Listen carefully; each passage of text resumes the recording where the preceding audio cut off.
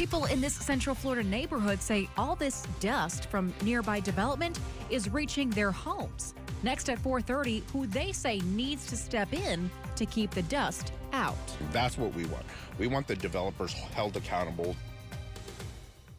A group known as the Osceola Action Committee sent us this video of this cloud of dust. Good afternoon and thank you for joining us. I'm Kirsten Delgado. And I'm Greg Wormuth. You can clearly see it creeping toward the roadway in St. Cloud. Channel 9's Sabrina Majori is live in the community along Kissimmee Park Road. And Sabrina, people say this is a safety issue, actually.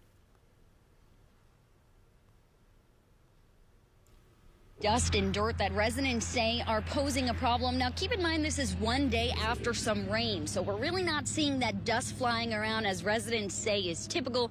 But they say this is not usual. They're usually concerned that when water trucks aren't out here, this isn't at all the case.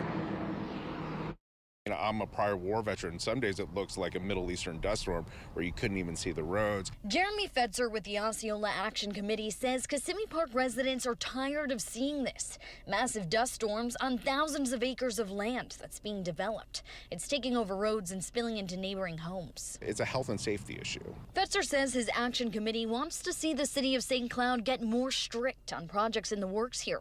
City code says these sites need to be developed without hazards to people or property on or off the tract, and developers need to submit erosion plans like this to keep the dust in check. We want the developers held accountable to the standard and to the law. In a statement, the city told us project managers are required to have water trucks running to help mitigate dust, especially during periods of drought like over the last few weeks.